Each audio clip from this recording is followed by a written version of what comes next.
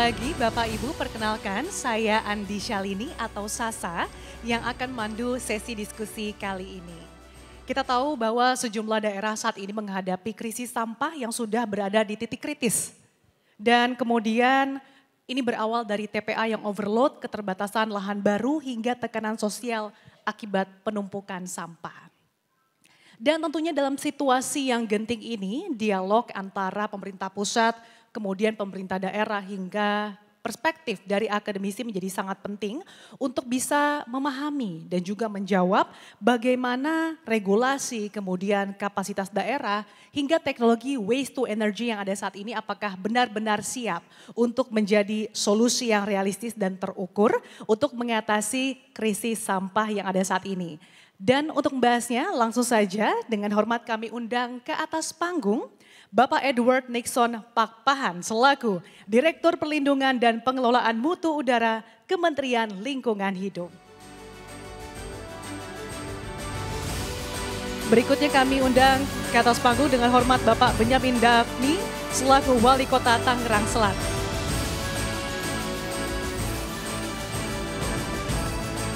Dan kami juga ingin sapa yang sudah bergabung secara daring Bapak Panji Prawisuda selaku Wakil Dekan Bidang Akademik Fakultas Teknik Mesin dan Dirgantara ITB. Selamat pagi Pak Panji, apakah sudah bergabung bersama kami melalui sambungan virtual? Untuk mulai diskusi ini saya akan meminta perspektif dari regulator terlebih dahulu. Untuk bisa memahami gambaran terkait dengan krisis sampah yang ada saat ini saya akan ke Pak Edward terlebih dahulu. Presiden Prabowo juga menyoroti terkait dengan krisis sampah ini. Belum lagi data bahwa di tahun 2028 bahwa TPA ini diperkirakan sudah tidak bisa menampung sampah lagi Pak. Nah dari kacamata KLH, seberapa genting sih situasi ini dan apakah memang ada ibaratnya himbauan darurat nasional Pak, silakan. Baik, terima kasih banyak. Ibu moderator, Bapak Ibu sekalian, mohon izin Pak Wali.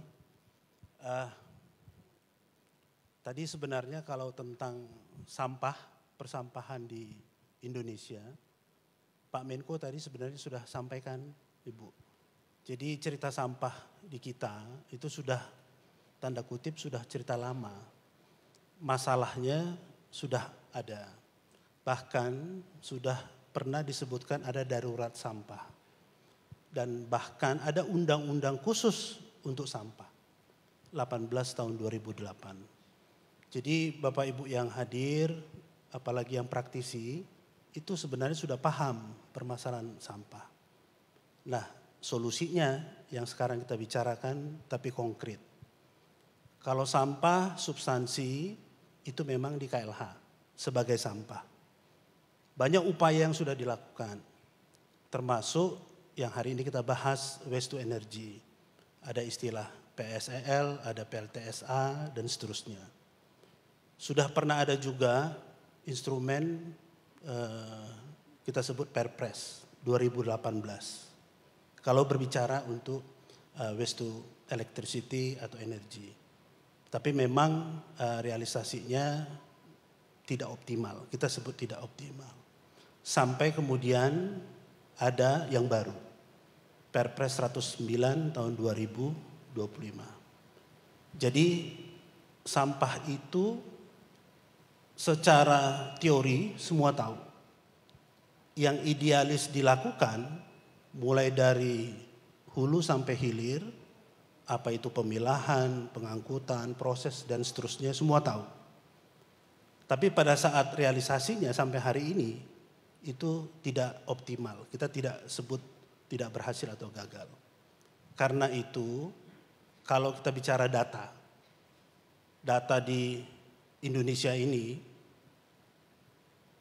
hampir sebutkan per tahun itu 70 juta ton sampah terhasilkan, hampir. Ya. Terkelola itu masih kecil sekali.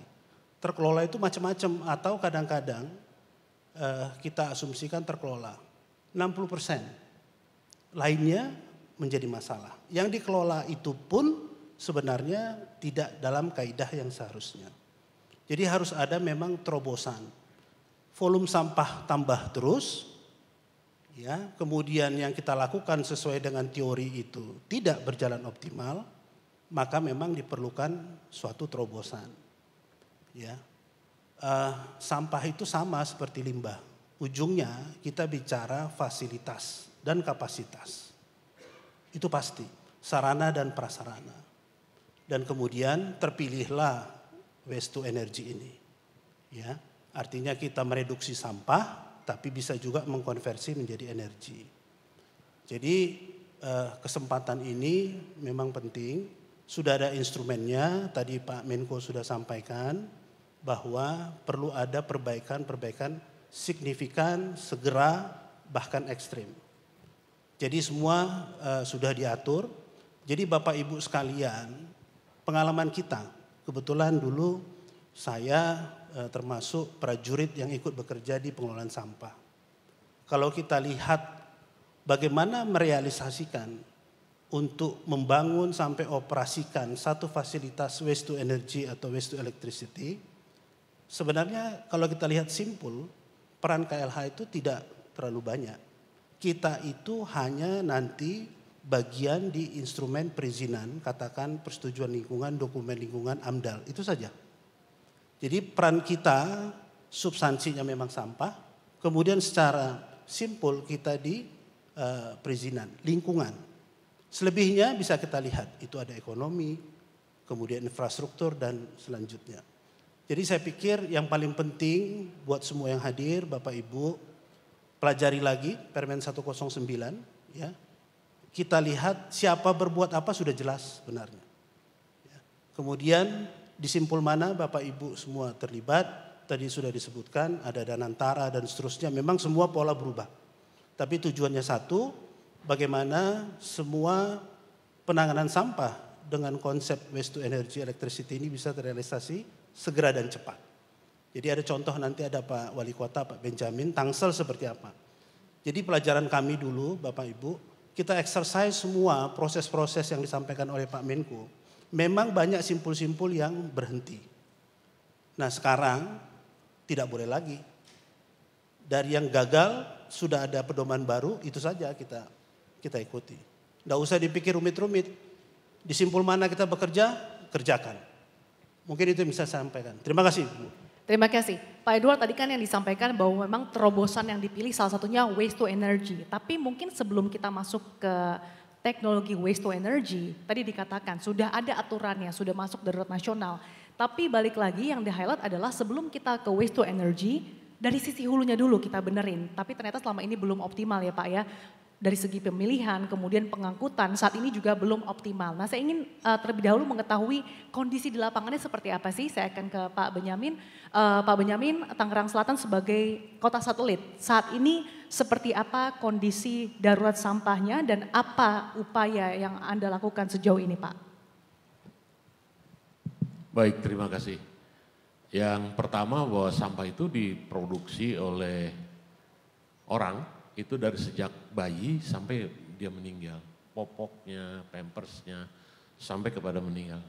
Tangerang Selatan dengan penduduk 1.400.000 jiwa lebih, dengan asumsi per orang itu produksi sampah hariannya, timbulan sampahnya 0,6 kilogram, berarti per hari Tangerang Selatan sampahnya sudah lebih dari 1.000 ton. Yang kita lakukan adalah ketika Tangerang Selatan terbentuk dengan Undang-Undang Nomor 51 tahun 2008, kita langsung mempersiapkan tempat pembuangan akhir Cipejang. Karena bagaimanapun harian timbulan sampah harian ini harus kita tangani. Tapi alhamdulillah berkat Perpres 35 pada waktu itu Pak Nixon, jadi kami langsung tahun 2019 langsung melakukan persiapan-persiapan untuk mendapatkan pihak ketiga. Alhamdulillah kita dengan Perpres 109, Perpres 35 tahun 2018, tender internasional, market sounding dan seterusnya, kita akhirnya mendapatkan satu konsorsium, PMDN dan PMA. Nah sekarang terbit dengan Perpres 109, tentu sebagai pemerintah daerah kami harus mengikuti Perpres tersebut dan insya Allah ini sudah dilakukan. Itu di hulu, di hilirnya kami lakukan tentu sejak awal edukasi kepada masyarakat bagaimana penanganan sampah ini supaya tidak semuanya dibuang ke tempat di pinggir jalan di depan rumahnya dan sebagainya. Kita lebih mendirikan hampir 100 bank sampah, kemudian TPS 3R juga kita dirikan juga sudah sangat banyak sekali di Tangerang Selatan. Tapi memang kemampuan mengolah sampahnya atau membuang sampah, mereduksi sampah 10-20 ton saja per hari, Mbak. Dibandingkan dengan ratusan ton sampai ribuan ton sampai dengan hari ini sampah di Tangerang Selatan terus dihasilkan. Saat ini kondisinya adalah tempat pembuangan akhir sampah Cipecang kami itu memang sudah melebihi kapasitasnya. Dari 13 hektar yang ada ini sudah semua landfill 1, landfill 2 sudah penuh, bahkan sekarang sudah kita tumbuhi rumput dan lain sebagainya. Landfill 3 sekarang dalam proses, kemudian landfill 4 kita sedang dalam persiapan. Nah, untuk persiapan masuk kepada Perpres 109 Pak, 5 hektar sudah kita siapkan, kemudian kebetulan lokasinya di dekat aliran Sungai Cisadane dan gardu induk listriknya itu tinggal nyebrang saja. Jadi persiapan-persiapan yang sudah dilakukan oleh Kota Tangerang Selatan untuk masuk dalam Perpres 109 ini sudah siap pada prinsipnya, tinggal bagaimana proses administrasi dan seterusnya. Tetapi yang paling penting adalah bagaimana masyarakat juga bisa berpartisipasi dalam menangani sampah. Sudah banyak kita lakukan edukasi. Saya sudah mengeluarkan keputusan wali kota tentang tidak menggunakan plastik, kemudian pemilahan dari mulai di rumah dan sebagainya, itu sudah lama kita lakukan tapi tidak menyelesaikan persoalan sampah secara keseluruhan. Jadi kalau bukan dengan teknologi, khususnya insenerator, sampah dimanapun khususnya di Tangerang Selatan nggak akan selesai Mbak, nggak akan selesai. Seperti Jadi itu. memang sejauh ini kapasitasnya sudah overload tapi ada lahan 5 hektar ya Pak yang disiapkan untuk TPA baru. Itu rencananya kapan Pak? Kalau lahan kita sudah siap dan tentunya sekarang saya sedang mengikuti proses konsultasi dengan asistensi dengan Kementerian Lingkungan Hidup Pak, untuk nanti menyelesaikan masuk ke dalam Perpres 109 itu sendiri. Terima kasih Pak Benyamin. Saya akan ke Pak Panji yang bergabung secara virtual. Pak Panji, tanggapan Anda terkait yang sudah disampaikan Pak Edward kemudian Pak Benyamin. Di satu sisi kita sudah ada regulasinya tapi ternyata di lapangannya ini belum optimal, utamanya terkait dengan mungkin kesadaran masyarakat sudah didorong, sudah ada aturan yang jelas dari pemerintah daerah. Tapi ternyata di lapangan untuk pemilihan kemudian pengangkutan ini masih belum optimal. Silakan Pak Panji.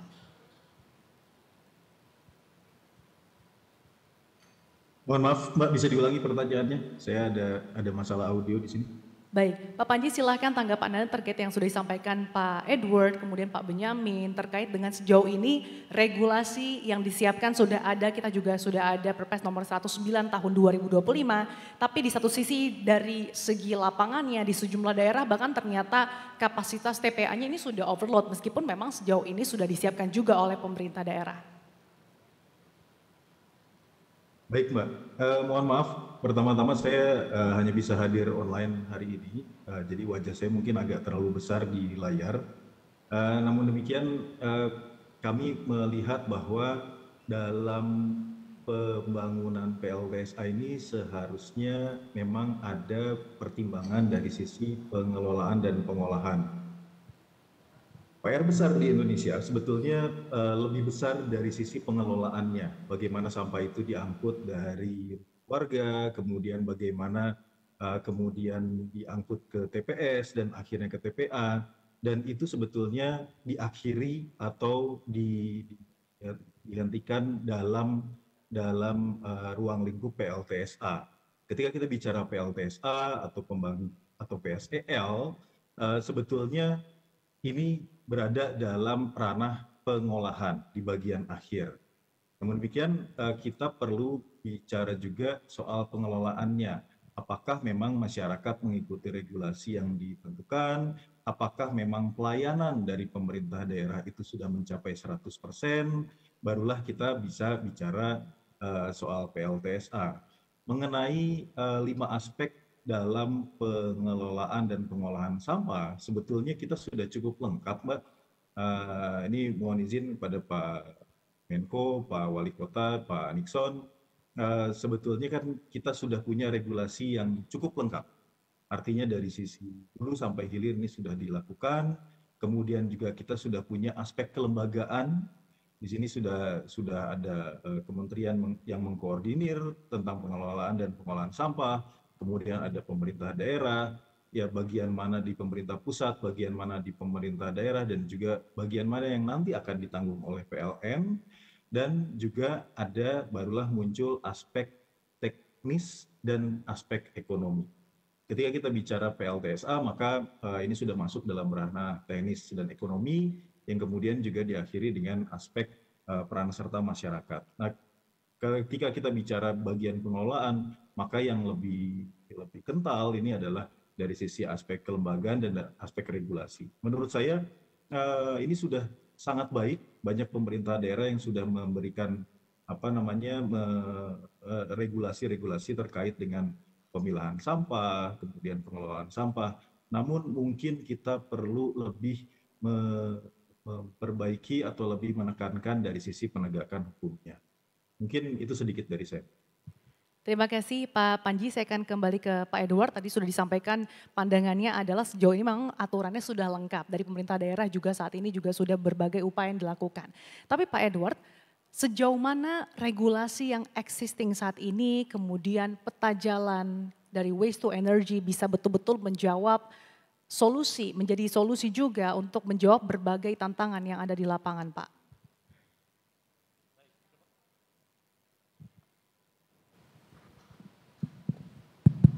Baik, terima kasih banyak Mbak. Jadi kita coba menjawab atau diskusi dengan real yang kita pengalaman ya. Jadi kita sudah punya roadmap, kita sudah punya peraturan. Tapi memang pelaksanaannya itu tidak bisa. Kalau teori sampah itu yang paling penting di hilir itu cerita pemilahan. Gagal memilah, maka proses selanjutnya pengolahan sampah itu pasti tidak akan optimal. Ya, itu saja sebenarnya. Sampai sekarang pemilahan kita itu tidak baik. Nah, kemudian kerja cepat konkret kita seperti apa? Jadi kalau kita berbicara sampah, sudah kita coba semua dalam beberapa tahun. Mungkin Pak Wali juga sudah berjuang di Tangsel, kami tahu itu. Ujungnya semua ke TPA. Kita lakukan bimbingan, Pemda juga sudah berjuang, ujungnya semua ke TPA. Dan kemudian ini menjadi masalah. Jadi memang harus ada yang ekstrim, signifikan. Keluarlah dengan usulan opsi. Sebenarnya teknologi WTE ini sebenarnya opsi terakhir. Harus dipahami ini opsi terakhir. Ya. Tapi memang kita harus bisa bedakan ideal dengan realistis. Kalau teori itu ideal. Kita sama-sama lama dengan Pak Panji ngurus ini. Idealnya semua tahu. Karena itu kita tidak bahas itu lagi. Realistisnya apa? Realistis sampah kita itu memang harus saat ini dieksekusi dengan cara reduksi dengan WTE paling cepat. Nah, tapi WTE itu pengalaman kita Pak Panji itu adalah WTE itu bicara teknologi. Bicara teknologi pertama itu bicara investasi. Ada uang di situ. Ya. Jadi kalau sudah uang itu lain hitungannya Bapak Ibu. Dan dulu pengalaman kita bicara teknologi kita belum punya satu benchmark teknologi yang betul-betul kita bisa aplikasikan di Indonesia ini. Pengalaman kita diskusi di lokasi A dengan teknologi A, di B dengan teknologi B. Otomatis nanti investasinya berbeda. Begitu investasi berbeda, pemerintah daerah kesulitan. Itu pengalaman kita, itu realnya. Jadi kita belum bicara eksekusinya. Nah sekarang itu yang disebutkan mau diperbaiki Pak Menko tadi sampaikan. Simpul-simpul, birokrasi, regulasi itu semua mau dipotong. Kemudian mau dieksekusi dengan taktis saja. Jadi Bapak Ibu tidak ada lagi pilihan. Ya, pernah ada regulasi tadi tidak maksimal. Sekarang sudah ada derogasi. Itu saja sebenarnya kita bedah. Sekarang Bapak Ibu yang hadir di sini duduknya di mana? Kami contoh di Perpres 109 itu setelah kita lihat yang mayoritas tugas kita pikirkan, kerjakan tentang perizinan lingkungan itu ada di pasal 18. Sudah di perintahkan informasi di situ, semua perizinan termasuk AMDAL itu diberi waktu 2 bulan. Harus beres. Itu harus menjadi komitmen kita. KLH juga harus berkomitmen di situ. Jadi sebenarnya yang lain juga akan duduk di situ. Saya pikir kita pahami juga, ini pengalaman ya Bapak Ibu, antara tahu dan otoritas. Ya, teknologi ini banyak yang tahu, tapi mohon yang berotoritas itu menetapkan. Ya, contoh LH, LH mungkin bisa membahas teknologi, tapi LH tidak berotoritas menentukan teknologi. Jadi kita perlu fokus dan konsisten. Pemda, mohon izin Pak Wali Kota, di dulu dan di Perpres 109 tugasnya hanya 2 sebenarnya.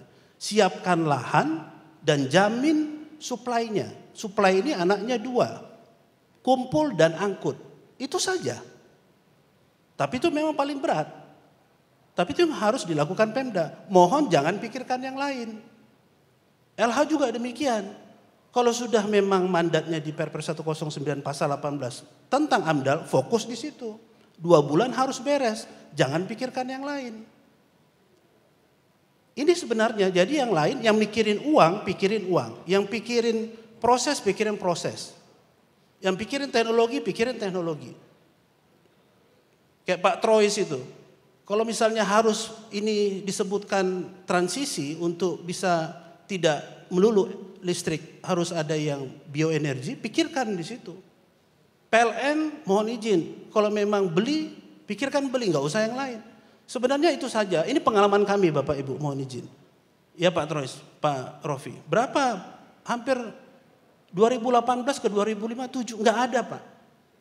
Tidak ada yang kita betul-betul menggiring dengan Perpres itu 7 tahun untuk satu fasilitas pun yang terbangun dan operasional. Tidak. Surabaya itu terbangun bukan karena Perpres 18. Itu hanya komitmen dari Ibu Kepala Daerah pada saat itu. Jadi Bapak Ibu mohon izin, dulu sebelum 109 ini semua teori membangun fasilitas itu, ya ada regulasi tadi Pak Panji, ada teknologi, semua dibahas. Tapi ternyata ujungnya hanya seorang kepala daerah saja. Yang kita bahas, kita rencanakan itu kalau kepala daerah tidak kuat semuanya, maka nggak akan jalan. Itu terbukti. Sekarang 109 tidak begitu lagi polanya. Harapannya semua fokus duduk pada tusi masing-masing.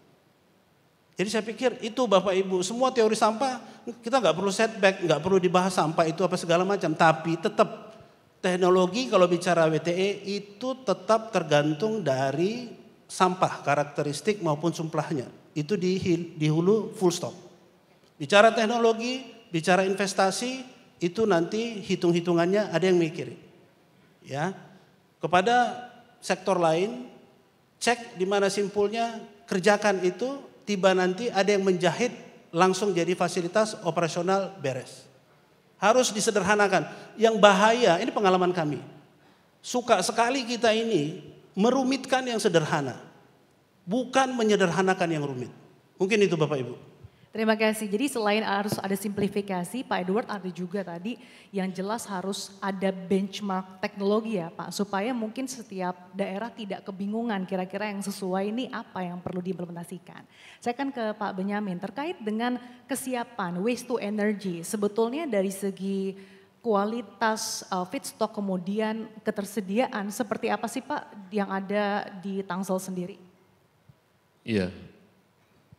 Seperti yang saya katakan tadi bahwa kalau tidak dengan teknologi, sampah ini nggak akan selesai Mbak. Teknologinya itu insenerator, dibakar kurang lebih 800 sampai 1000 derajat supaya tidak ada fly ash dan bottom ash-nya seperti demikian.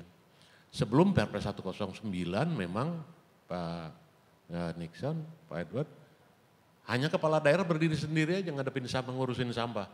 Nggak ada pihak lain, termasuk risikonya ditanggung oleh kepala daerah. Tapi dengan Perpres 109 ini berbagi peran seperti yang Pak Edward sampaikan. Jadi ada pengusaha mengambil peran dan sebagainya karena sudah lama proses urusan sampah ini sehingga di tempat pembuangan akhir sampah ini sudah menggunung sehingga bukan saja sampah baru yang harus diselesaikan tapi sampah lama yang menimbulkan polusi udara, polusi cair dan lain sebagainya, ini juga harus diselesaikan.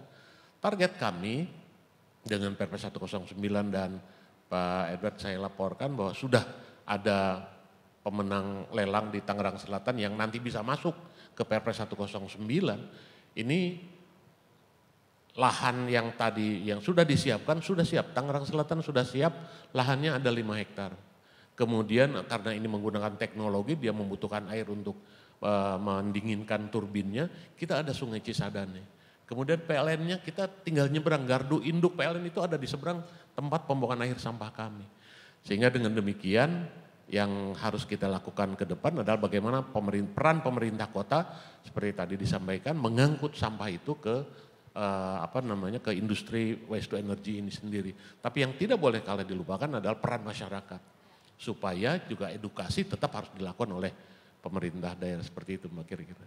Tapi Pak, apa mungkin yang dilakukan Pemkot Tangsel juga supaya memastikan bahwa ketika nanti fase implementasi waste to energy ini berjalan dari segi kesiapan pemilihan, kemudian pengolahan, karena kan tentunya tidak akan semua sampah ini nantinya akan ditumpuk di TPA. Tujuannya kan agar tidak terjadi penumpukan tambahan di TPA. Seperti apa Pak?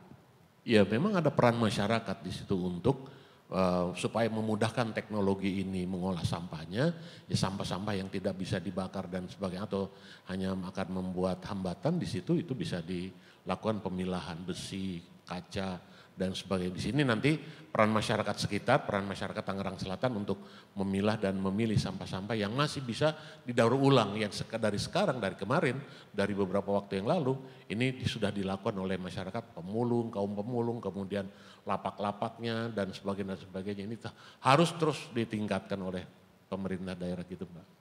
Terima kasih Pak Benyamin, saya akan kembali ke Pak Panji. Apakah masih bergabung bersama kami secara virtual Pak Panji?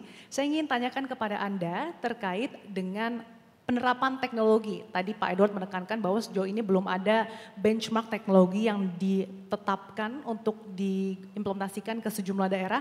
Tapi sebetulnya terkait dengan teknologi, apa sih Pak mismatch antara teknologi yang kemudian ditawarkan dengan kualitas sampah yang ada di Indonesia sendiri? Ya Mbak, ini memang isu yang sangat penting ya Mbak ya. Saya ingin mengajak kita belajar dari negara-negara berkembang lain yang sudah menerapkan WTE atau waste to energy ini.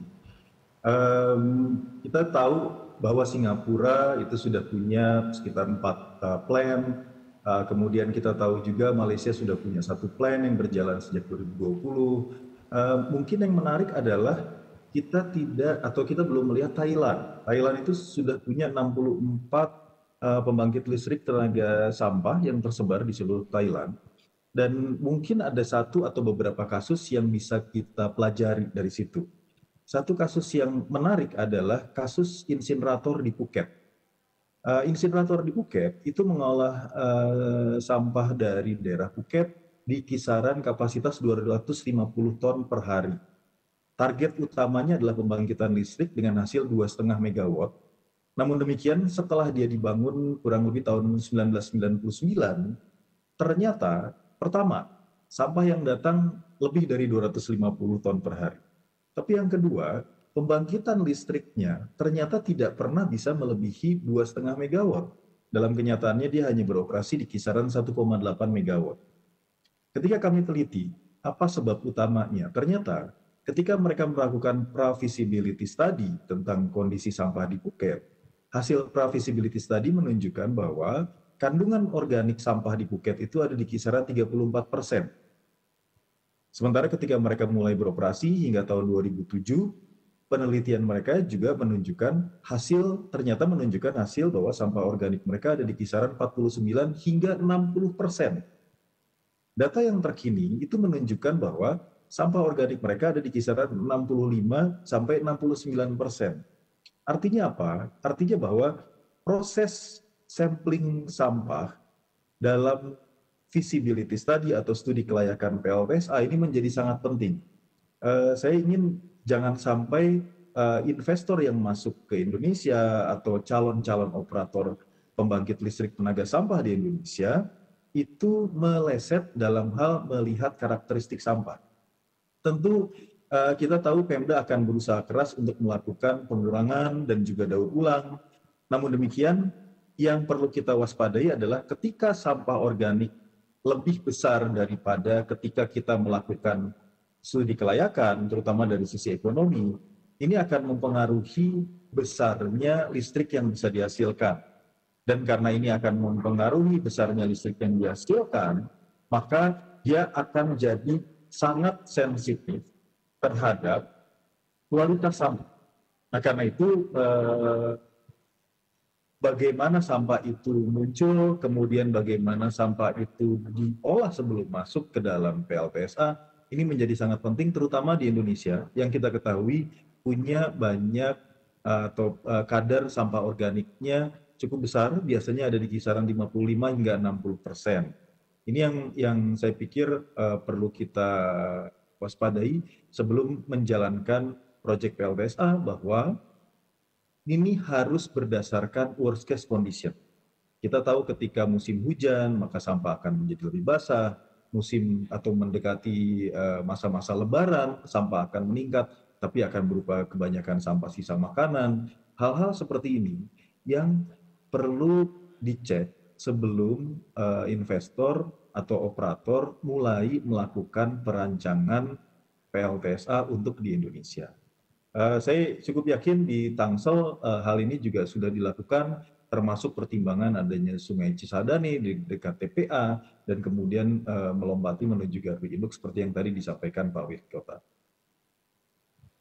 Baik, terima kasih Pak Panji. Saya ingin tanggapannya ke Pak Benyamin. Tadi sudah dimention juga oleh Pak Panji terkait dengan bagaimana saat ini upaya yang tengah dilakukan Pemkot Tangsel bisa dielaborasikan Pak terkait dengan isu karakteristik sampah yang juga ternyata ini menjadi concern ketika kita ingin mengimplementasikan sebuah teknologi dalam hal ini khususnya waste to energy. Ya, memang sampah Tangsel itu 60% adalah sampah rumah tangga. Selebihnya adalah sampah pasar, sampah pertokoan. Kebetulan industri di Tangerang Selatan tidak terlalu banyak, jadi kami tidak banyak menghasilkan sampah industri. Tapi sampah rumah tangga ini mungkin 60-65% dari 1.000 ton timbulan sampah harian di kota Tangerang Selatan. Seperti kami sampaikan tadi bahwa kami sudah menghasilkan pihak ketiga berdasarkan Perpres 35 tahun 2018 dengan teknologi yang rasanya menurut hemat kami, karena pemilihan ini sudah dilakukan kajian oleh berbagai asistensi oleh berbagai pihak, kami tinggal mengawal transisi dengan perusahaan yang ada, dengan konsorsium yang ada dari 35 masuk ke 109, dan insya Allah dengan dukungan Pak Menko dan dukungan yang lainnya saya kira ini masuk. Jadi memang sampah di semua wilayah saya kira sifatnya sama, Pak. 60%, 50% lebih itu adalah sampah rumah tangga yang campuran, Mbak. Makanan, kemudian juga kadang kalau di sungai itu ada alat rumah tangga, ada kasur dan lain sebagainya yang membuat sedimentasi bertambah besar di luar tanah dan lumpur di Tangerang Selatan ini khususnya. Dan kalau lagi-lagi kalau bukan dengan teknologi akan sulit mengatasi sampah. Demikian, Mbak. Terima kasih Pak Benyamin. Mungkin sebelum saya lempar ke floor yang ingin bertanya mohon disiapkan. Silakan sebutkan nama, asal dan pertanyaannya secara singkat ditujukan ke siapa. Saya akan ke Pak Edward terlebih dahulu. Pak Edward tadi terkait dengan isu karakteristik sampah, apalagi musim Indonesia saat ini tidak menentu nih Pak. Nah, bagaimana KLH mendorong agar sistem tata kelola ini bisa menjamin adanya pasokan sampah yang sesuai dengan karakteristik yang dibutuhkan oleh teknologi waste to energy ini? Baik, terima kasih Mbak. Jadi ini yang sebenarnya inti dari kerja kita. Sudah ada contoh di Surabaya, kita harus sebut. Dulu disampaikan kepada kita, ini teknologinya nggak benar, nggak akan bagus lah lifetime-nya. Tapi sampai hari ini jalan. Ya, jadi memang pemerintah kotanya kami melihat langsung, karena baru satu-satunya, artinya kita menganggap dia yang masih terbaik. Karena apa? Karena masih jalan sampai sekarang. Dan kemudian sampah yang disampaikan ke fasilitas tersebut, cara kerja pemerintah kota kurang lebih sama dengan pemerintah kota lain. Izin Pak Wali Kota. Dan itu bisa berproses sampai hari ini. Ya, kita menyebutnya kurang lebih sama ya sampah as it is lah masuk dan dikelola dengan teknologi mereka, gasifier dan seterusnya. Jadi itu realistis kita. Kita sudah sampaikan terus harus dipisah, ada rumah pisah segala macam begitu kan. Toh akhirnya satu juga. Apa sih Pak yang menjadi bottleneck itu Pak? Ya memang sarana dan prasarana kalau kita pilah itu memang harus wadah khusus, diangkut dengan armada khusus. Nah itu yang kita memang harus kita akui kita belum siap di situ. Tetapi itu sudah dibuktikan kota Surabaya itu bisa jalan sampai hari ini. Hanya ada yang perlu kami sampaikan kepada Bapak Ibu hadirin termasuk yang investor di sini. Terus terang saja ya Bapak Ibu. Izin Pak Panji, ini pengalaman kita bersama Pak Wali. Tidak dalam mencampuri konteks teknologi. Tapi tetap kalau bicara nanti fasilitas WTE yang operasional itu tetap harus tergantung kualitas umpan sampahnya. Satu, ya. Sehingga ada yang perlu saya sampaikan Bapak Ibu, ya. Contoh kayak Surabaya, ya. Bahwa saya nggak bicara investor itu dia akan cari profit. Hanya sampai dia bisa menutup operasional cost saja. Ujungnya uang Pak, Bapak Ibu, ya. Nah, di 35 itu tidak jalan. Mungkin salah satu faktornya di alasan yang akan saya sebutkan. Mudah-mudahan di 109 tidak terjadi. Ya, Surabaya itu dia dapat uang dari 3 pos. Dia dapat tipping fee, dia dapat dari bantuan pemerintah, dan dia dapat dari jual listrik. Yang mana kami lihat komposisi jual listrik itu sebenarnya tidak terlalu besar. Dan diatur itu sekitar 13,5 sen per kWh. Ya. Sekarang di 109 20. Naik 50%. Tapi sepertinya kalau saya salah tolong dikoreksi, revenue satu-satunya dari sistem ini nanti dari jual listrik. Ya. Sementara nanti teknologi itu harus clear. Seberapa investasi dikeluarkan, kemudian mengenerate listriknya, hanya itu uang yang didapat. Ya. Jadi ini pengalaman Bapak Ibu, ya. Ini investor. Ada Pak Bobi di sini. Ya. Pernah ada forum semua teknologi provider se-Asia Pasifik bertemu dengan kita, izin Pak. Dan kami sampaikan, teknologi itu tidak ada yang ultimate. Tidak perlu klaim teknologi Anda satu-satunya terbaik. Ada plus minus. Cuman kami sampaikan pada saat itu, untuk Indonesia, karakter Pemda itu kemampuan bayar. Ya, kemampuan bayar itu berdasarkan Surabaya dan seterusnya. Paling kuat itu di paling tinggi $45 per ton. Ya Pak. Teknologi apapun yang kalian usulkan, kemampuan bayar itu tidak lebih dari 40 sampai $45 per ton. Itu udah saya tinggikan. Realnya cuma berapa? 30 sampai 35. Kalau memang ada yang mampu teknologi akan mengolah sampah di Indonesia di kota manapun per tonnya 40, silahkan kita diskusi. Apa yang terjadi Bu? Tidak ada.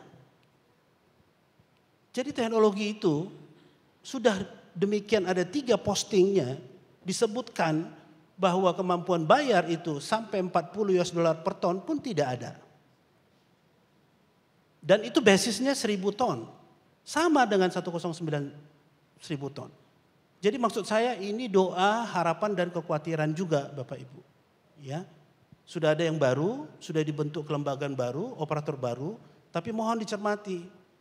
Karena ternyata revenue-nya hanya satu-satunya dari jual listrik, maka teknologinya betul-betul memang harus mampu mengkonversi sampah Indonesia dengan kualitas demikian untuk bisa mendapatkan pendapatan dari jual listrik yang demikian. Kalau ternyata nanti realistisnya dihitung sama investor nggak masuk, mundur lagi semua. Jadi maksud saya Bapak Ibu, kita berpikirnya konkret, taktis, dan realistis saja. Itu harapan kami supaya apa? Supaya sampah ini, KLH itu sekali lagi izin, kepentingannya sampah betul-betul terkelola. Tidak masuk kepada aspek lain. Tapi kalau nanti di hilirnya sampai di proses ini nanti tidak jalan, maka sampah akhirnya sama saja terbengkalai lagi. Akhirnya kita salah menyalahkan, nggak itu lagi konsep kita. Jadi mungkin itu. Terima kasih Bapak Ibu. Terima kasih Pak Edward atas penjelasannya. Langsung saja kita persilakan tadi bagi Bapak Ibu yang ingin bertanya. Silakan berdiri dan nanti tim akan membantu memberikan mic-nya, silakan. Oke, di belakang ada yang ingin bertanya? Oke, jika belum saya akan kembali ke Pak Benyamin dulu. Tadi terkait dengan kemampuan anggaran pemerintah yang mungkin juga tadi dimention oleh Pak Edward, Pak Benyamin. Sejauh ini kalau dari kemampuan anggaran Tangsel sendiri seperti apa sih Pak? Apalagi berkaitan dengan tipping fee juga nih yang dikatakan cukup membebani anggaran daerah. Iya, memang kalau kita bicara teknologi berarti seperti Pak Edward sampaikan ini bicara dananya Pak. Bagaimanapun pemerintah daerah tidak akan kuat menanggung semua kebutuhan dana dalam pengolahan sampah ini. Dan jangan-jangan pemerintah pusat juga sama lagi. Karena waktu awal kami dijanjikan bantuan pengelolaan sampah LBLPS sebesar 49%, sekarang ini agak meredup informasi itu Pak. Tidak ada lagi. Jadi kalau semua ditanggung menjadi beban anggaran pemerintah daerah yang saat ini dengan pengurangan untuk tahun depan Pak dari 5,4 triliun APBD Kota Tangerang Selatan terkoreksi dari dana perimbangan yang sebesar 510 miliar. Ini tentu akan menjadi beban yang sangat berat. Jangan sampai kami harus mengorbankan pembangunan yang lain demi pengelolaan sampah ini. Kalaupun ada retribusi yang dibayarkan oleh masyarakat, kalau pengolahan teknologi ini sudah kami terapkan, ini tentunya juga tidak seperti membalikan tangan.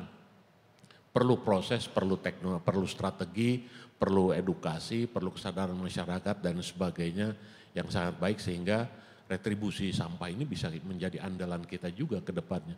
Nah makanya dengan 109 yang 20 sen per KWH, 20 sen dolar per KWH ini menjadi solusi yang terbaik bagi pemerintah daerah. Terima kasih. Baik, terima kasih Pak Benyamin. Mungkin saya akan minta tanggapannya ke Pak Panji. Pak Panji yang sudah disampaikan Pak Benyamin tadi terkait dengan kemampuan daerah, tentunya ini cukup besar. Tapi bagaimana pandangan Anda, mungkin juga tadi bisa dikolaborasikan juga dengan contoh-contoh negara berkembang lain yang lebih sukses untuk mengimplementasikan waste to energy ini. Bagaimana mereka juga mengatasi terkait dengan tantangan pendanaan khususnya mungkin daerah masing-masing.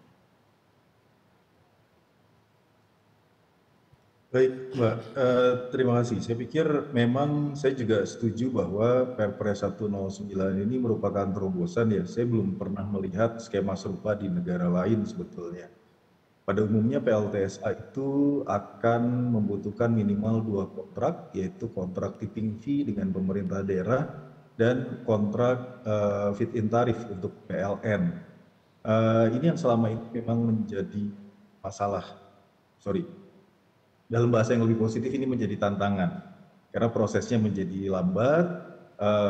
Kalaupun tipping fee dengan pemerintah daerah sudah disepakati, biasanya nanti tantangan berikutnya adalah menghadapi PLN, terutama di kota-kota besar seperti di Jawa yang mengalami surplus listrik. Kita akan melihat bahwa persyaratan untuk menjadi sebuah pembangkit listrik ini menjadi tantangan yang kedua. Namun demikian Perpres 109 ini sebetulnya sudah bisa memberikan jalan keluar. Alih-alih membuat 2 kontrak seperti itu yang harus selesai bersamaan, investor atau kontraktor ini cukup membuat kontrak untuk penjualan atau perjanjian jual beli listrik. Nah bagaimana dengan di negara lain? Di negara lain sebetulnya yang kami ketahui semuanya itu memiliki minimal 2 income, yaitu dari TPP, dari pemerintah daerah yang dinilai dalam bentuk rupiah per ton dan juga dari penjualan listrik. Kalau kita bandingkan beberapa negara, saya ambil contoh misalkan kita biasanya melihat negara di Asia Timur, di Jepang. Tipping fee untuk di Jepang itu ada di kisaran 15.000 yen atau sekitar 1,5 juta rupiah. Ini jauh lebih mahal daripada yang biasa kita lakukan di Indonesia di kisaran 500.000 atau ada beberapa 380.000. Namun dalam besaran seperti itu pun tadi Pak Nixon menyampaikan $40 per ton pun ini masih berat. Nah dengan demikian harapan besar ini memang sangat kita lihat ya dalam Perpres 109 agar proses tidak hanya lelang tapi juga proses pembangunan untuk PLTSA ini bisa berjalan dengan lebih lancar dibandingkan dengan Perpres sebelumnya. Baik, terima kasih Pak Panji. Saya akan ke Pak Edward. Pak Edward, terkait yang disampaikan Pak Panji tadi, dari contoh negara lain, apa sih mungkin yang bisa kita pelajari? Bagaimana KLH juga mendorong pendampingan teknis kepada mungkin sejumlah daerah yang mungkin masih belum memiliki kapasitas untuk mengolah sampah, dan untuk bisa memisahkan garis tanggung jawab antara pemerintah pusat kemudian pemerintah daerah. Silakan Pak. Ya, awalnya itu ada dikotomi. Kita mau bereskan sampah atau mau menghasilkan energi. Kalau LH ditanya, kita prioritasnya adalah bereskan sampah. Energi itu bonus. Nah, tapi sekarang yang bergeser adalah menghasilkan energi. Nah, kalau sudah menghasilkan energi, hitungannya jadi beda. Semua tendensinya adalah ukuran ekonomi, investasi, untung rugi. Nah, itu yang tadi saya maksudkan. Kalau kita KLH ditanya sampai kapanpun, saya ini akan berbicara tentang sampah harus beres dengan cara apapun. Kan itu masalahnya. Nah, belajar dari yang tidak optimal, itu tadi kita lihat kalau terpaksa ternyata sudah bergeser kepada bicara fasilitas, kemudian 109 sekarang jual listrik saja pendapatannya. Saya jujur, saya khawatir sebenarnya. Ya, Surabaya itu, ini ada kuncennya Pak Herman. 1.100 ton per hari, continue beres. Tapi saya pikir revenue dia dari jual listrik, megawatt yang terhasilkan, itu saya pikir nggak cukup. Nggak cukup. Kalau yang lain dihilangkan. Menurut saya pun, kalau dinaikkan menjadi 20 sen per kWh, nanti silakan Bapak Ibu investor itu mengkaji ulang. Hanya saya menitipkan, Bu, ya, teori sampah sudah clear. Kalau ini dijalankan, saya hanya berdoa bermohon, ini nanti tidak berhenti atau tidak berproses. Secara konseptual bagus, tapi nanti kalau nanti mengandalkan, mudah-mudahan Danantara melihat sisi ini adalah mendukung kita. Prioritasnya sampah, ya, prioritasnya sampah.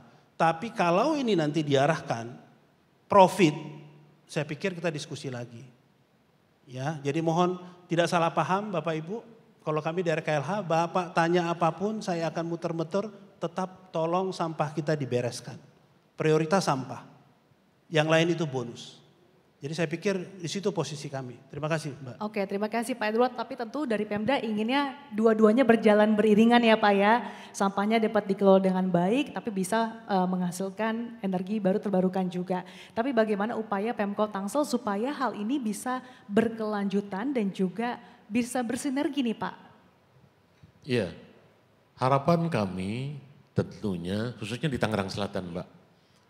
Konsorsium yang sudah dihasilkan dengan Perpres 35 2018, duet antara PMDN dengan PMA ini bisa kami kawal kemudian masuk kepada Perpres 109.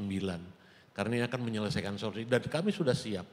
Sehingga kalaupun ditargetkan bulan Desember atau bulan Januari, Februari kita groundbreaking, Tangerang Selatan itu paling siap. Kemudian yang tidak kalah pentingnya juga adalah peran masyarakat. Kalaupun nanti Perpres 109 dengan konsorsium yang sudah kami hasilkan ini bisa bekerja kemudian mendirikan listrik, mendirikan waste to energy ini, peran masyarakat juga tetap mempunyai porsi yang sangat besar dalam mengelola sampah. Ya nggak semua jenis sampah rumah tangga dibuang kasur ya mbok jangan gitu kan. Sepeda bekas ya mendingan nanti kita daur ulang untuk disumbangkan kepada yang tidak mampu misalnya. Jadi ada satu sistem baru nanti di masyarakat kalau persoalan sampah-sampah yang selama ini menggeluti pemerintahan di Kota Tangerang Selatan ini bisa kita selesaikan dengan baik seperti itu Mbak. Baik, terima kasih Pak Benyamin. Saya akan kembali ke hadirin. Kami persilakan yang ingin bertanya silakan angkat tangannya. Oke baik, silakan tim mohon dibantu mic-nya. Nanti silakan sebutkan nama, Asal, perusahaan, dan juga pertanyaan secara singkat ditujukan ke siapa? Terima kasih.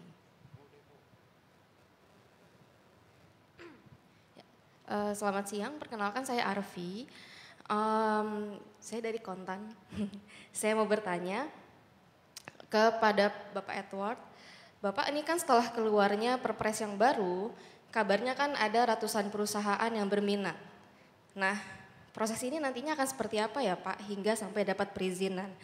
Karena saya melihat di sini ada birokrasi yang kembali berubah Pak, karena ada Danantara yang akan melakukan lelang, kemudian banyak hal yang akhirnya menjadi ada perubahan daripada sebelumnya. Mungkin Bapak bisa menjelaskan seperti apa mekanismenya. Kemudian kepada Pak Benyamin, apakah Pak artinya proyek PSEL di Tangsel itu bisa langsung dilanjutkan tanpa kembali dilelang oleh Danantara? Karena sebelumnya ada kabar bahwa itu akan diintegrasikan dengan yang ada di Tangerang gitu Pak. Boleh dijelaskan Pak?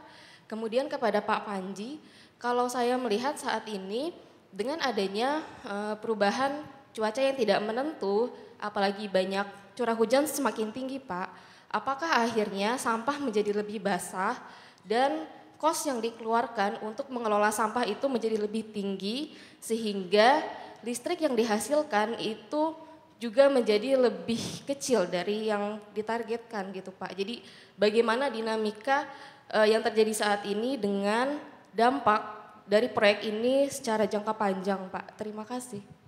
Terima kasih, langsung dijawab Pak Edward. Baik, terima kasih banyak Bu Arfi dari Kontan. Saya akan menyampaikan apa yang saya ketahui ya Bu ya, mungkin bisa dikoreksi. Jadi sekuensnya itu memang di hulu KLH itu melakukan seleksi dengan kriteria. Kriteria tadi itu fokus tentang persampahan. Apa contohnya? Pemilihan daerah. Nanti mayoritas tidak hanya satu kota, hanya tertentu. Mungkin akan ada aglomerasi. Artinya akan ada kumulatif sampah untuk menjawab minimal kapasitas basis 1.000 ton per hari. Jadi mungkin akan ada beberapa berdekatan. Nah itu yang nanti akan dilakukan KLH. Memetakan, kemudian menseleksi, kemudian membuat informasi singkat tentang karakteristik sampahnya. Dan kemudian sampai existing pengelolaannya seperti apa. Sampai di situ nanti KLH bekerja, menseleksi daerah, kemudian bekerja sama dengan Pemda tentunya, izin Pak Wali Kota. Karena tadi yang paling penting adalah kontinuitas supply basis minimal 1.000 ton per hari itu harus ada. Kalau itu tidak ada jaminan, itu salah satu penting Ibu. Kalau itu tidak ada jaminan, maka proses selanjutnya bermasalah. Sampai di situ KLH bekerja, setelah ada listing nama lokasi dan informasi tadi, itu bergeser proses lanjut untuk business term oleh Danantara dan seterusnya. Jadi itu yang bisa saya sampaikan Ibu, apa yang dikerjakan KLH untuk sequence 109 ini. Terima kasih Pak Edward. Tadi pentingnya adalah yang perlu ditekankan kontinuitas dari tersedianya 1.000 ton per hari ya Pak ya. Silakan Pak Edward tadi yang ditanyakan. Iya, Pak Benyamin. Maaf Pak Benyamin. Saya memproses seluruh tahapan berdasarkan Perpres 35 tahun 2018 itu sudah sangat panjang sekali Mbak. Melelahkan, melibatkan berbagai pihak, sumber daya, tenaga dan sebagainya sudah kami keluarkan. Sehingga akhirnya kami mendapatkan satu konsorsium yang menurut kami dan menurut aturan persyaratan-persyaratan pada waktu itu pelelangan ini sudah sangat memadai untuk khas Tangerang Selatan. Sehingga dengan demikian harapan saya, ini ada Pak Bobi di sini, harapan saya konsorsium yang sudah diperoleh di Tangerang Selatan sudah kami tetapkan sebagai pemenang lelang di Tangerang Selatan, ini bisa masuk tetap bekerja di Tangerang Selatan walaupun dengan Perpres 109. Karena ada pasal 15, ada pasal 31. Pintu masuknya menurut kami, menurut hemat kami di sana. Kemudian yang kedua soal aglomerasi. Aglomerasi itu bagi Tangerang Selatan khususnya nampaknya nggak perlu aglomerasi, mohon maaf Mbak Intan. Kenapa demikian? Di Perpres 109 apabila satu daerah kekurangan sampahnya di bawah 1.000 ton, dia bisa bekerja sama dengan daerah yang lain. Tangsel sudah lebih dari 1.000 ton sampahnya. Jadi kalau mandiri Tangsel bekerja sendiri dengan PSEL ini saya kira Tangsel paling siap sementara ini, demikian. Terima kasih Pak Benyamin. Kemudian ke Pak Panji silakan. Dengan curah hujan tinggi apakah nanti akan mempengaruhi hasil listrik yang akan lebih kecil Pak, silakan. Baik, memang iya. Pastinya kadar air akan mempengaruhi kualitas listrik yang dihasilkan ya. Saya ambil contoh misalkan kalau 50% dari sampah sebanyak 1.000 ton itu 50%-nya adalah air atau kandungan airnya 50%, maka sebetulnya yang kita angkut dan kemudian kita insinerasi atau kita proses gasifikasi atau pirolisis atau proses-proses termal yang lain itu sebetulnya adalah air dan bukan bahan bakar. Ini jadi masalah yang besar. Namun demikian kita juga sebagai teknokrat sebetulnya sudah punya beberapa solusi untuk masalah-masalah seperti ini. Dengan adanya kandungan air yang banyak, maka pasti pretreatment atau pengolahan sebelum sampah itu masuk itu menjadi sangat penting. Kita bisa ambil contoh 3 PSEL yang ada di Indonesia, baik mulai dari PLTSA Merah Putih di Bantar Gebang yang dibangun oleh BPPT, kemudian PLTSA Benowo, kemudian PLTSA Putri Cempo di Solo, itu semuanya memiliki pretreatment untuk menghadapi sampah yang basah. Nah, dengan demikian ketika muncul sampah yang basah, maka kita perlu melakukan proses penirisan atau dalam beberapa proses yang lain itu bahkan butuh pengeringan. Salah satu metode yang umum digunakan biasanya adalah memang dengan melakukan pencacahan, kemudian dimasukkan ke dalam sebuah bunker di mana sampah basah ditiriskan. Dalam waktu kisaran 3-5 hari, biasanya sampah itu sudah lebih kering ketika dia ditaruh di dalam bunker. Beberapa proses yang lain itu sebetulnya melakukan proses pengeringan di dalam tungku itu sendiri. Kita mesti melihat bahwa ketika terjadi, saya ambil contoh misalkan dalam proses di moving grade incinerator ya, yang biasa digunakan di seluruh dunia untuk melakukan pemrosesan sampah, itu biasanya ukurannya besar. Ukurannya jauh lebih besar untuk kapasitas yang sama dibandingkan dengan tungku untuk batu bara misalnya. Mengapa demikian? Karena itu didesain untuk mengalami 3 fase utama. Yang pertama adalah fase pengeringan dengan menggunakan panas dari pembakaran sampah yang muncul sebelumnya. Kemudian ada fase devolatilisasi, kemudian baru fase pembakaran. Dengan demikian memang secara desain ini akan dirancang untuk menghadapi sampah yang basah. Nah, tentu dari sisi investor akan lebih suka jika sampah yang datang itu sudah dalam kondisi yang seragam dan juga dalam kondisi yang lebih kering. Saya tahu beberapa kota, misalkan di Pemprov Jakarta atau di beberapa kota yang lain itu sudah memiliki TPS 3R untuk mengolah atau memilah sampah yang bisa didaur ulang. Beberapa TPS 3R itu juga memilah sampah yang betul-betul basah, misalkan sisa makanan, itu masuk ke dalam rumah kompos, sedemikian sehingga residu itu baru masuk ke PSEL untuk kemudian diolah secara termal menghasilkan listrik.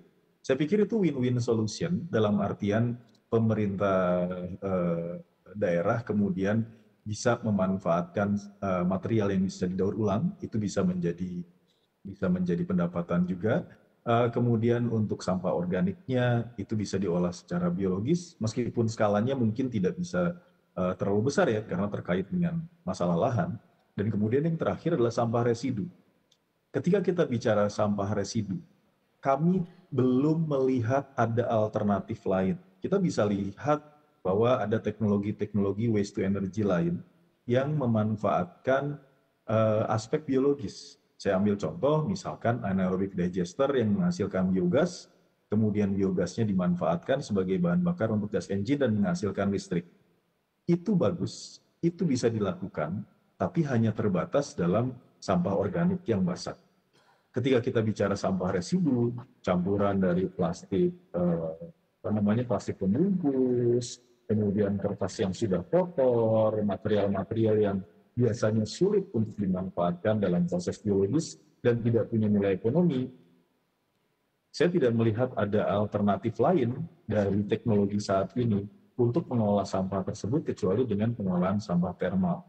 Nah, dengan demikian bisa menjadi heads up juga untuk semua kota bahwa ketika kita menghadapi pemanasan global yang menyebabkan hujan turun lebih deras, kemungkinan sampah menjadi lebih basah, maka proses pre-treatment ini seharusnya juga menjadi prasyarat yang harus dilihat untuk mendapatkan keluaran listrik yang maksimal. Dan dengan demikian saya pikir dari sisi pengolahan sampah ini bisa selesai, kemudian dari sisi bisnis ini bisa selesai, dan syukur-syukur kalau tadi yang Pak Nixon sampaikan, ada bonus listrik yang bisa kita dapatkan. Itu hal yang ideal yang bisa dilakukan. Mungkin harapannya itu bisa menjawab, Pak.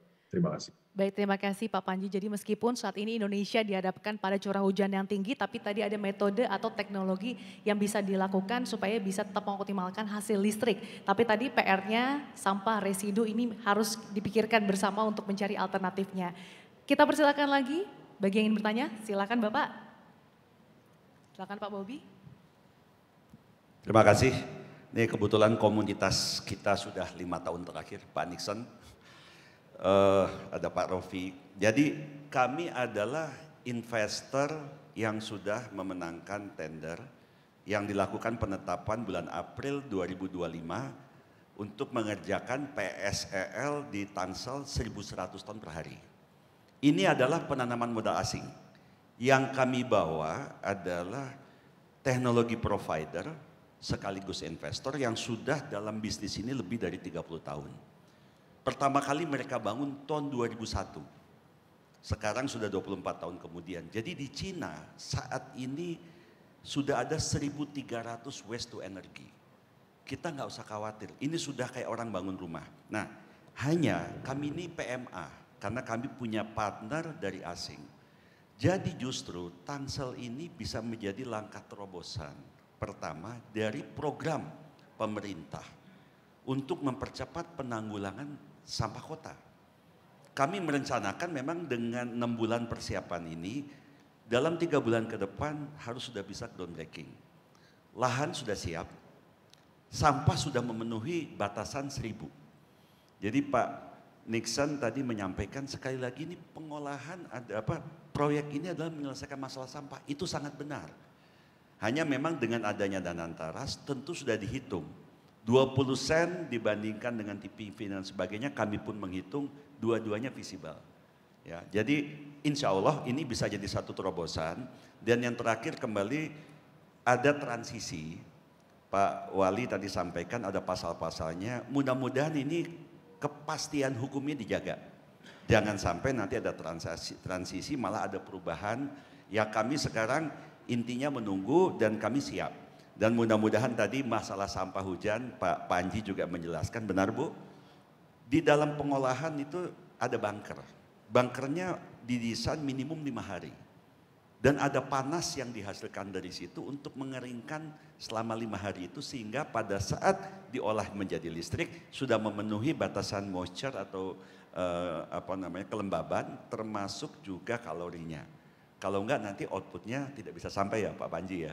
Jadi mudah-mudahan ini bisa segera jalan dan kami sekarang tinggal memproses sesuai dengan arahan Pak Menko. Segera kami proses bersama Pemda untuk bisa segera dijalankan. Terima kasih. Baik, terima kasih yang sudah disampaikan oleh Bapak Bobi. Mungkin ada tambahan dari Pak Edward atau Pak Benyamin? Dari Pak Panji silakan. Jika ada tambahan Pak Panji. Oke silakan Pak Benyamin terlebih dahulu silakan. Baik, terima kasih. Kalau boleh berandai-andai, kalau boleh saya mimpi pemerintah Kota Tangerang Selatan, katakanlah seluruh proses ini Pak Bobi, kita tanggal 2027 bisa membakar sampah dan mulai menjadi energi listrik. Tapi hari ini 1.000 ton, besok 1.000 ton, lusa 1.000 ton, bulan depan 1.000 ton, mau dikemanain sampah di Tangerang Selatan. Disinilah kami sedang bekerja sama Pak dengan daerah-daerah yang lain, melalui wadah kerjasama antar daerah untuk menangani sampah. Tapi tetap dengan sanitary landfill. Kami insya Allah bekerja sama dengan menjalin komunikasi dengan Pemda Jawa Barat, dengan Pemda Banten, dengan Kabupaten Bogor dan seterusnya untuk hari ini bisa kita sama-sama melakukan penanganan sampah Mbak. Itu satu. Yang kedua itu tadi saya berharap peran masyarakat tetap walaupun nanti melalui teknologi ini sampah bisa kita musnahkan menjadi energi listrik, tetap peran masyarakat itu juga ada. Tidak semua sampah rumah tangga itu kemudian dibuang, kami angkut dan sebagainya, karena jenisnya bukan saja dari dapur, dari kamar juga sampah itu ada, kasur, pampers, popok, kemudian segala rupa Mbak. Nah ini jadi edukasi tetap menjadi bagian penting dari kami untuk memberikan kepada masyarakat, memberikan peran masyarakat seperti itu Mbak. Terima kasih Pak Benyamin. Dari Pak Panji ada tambahan kah?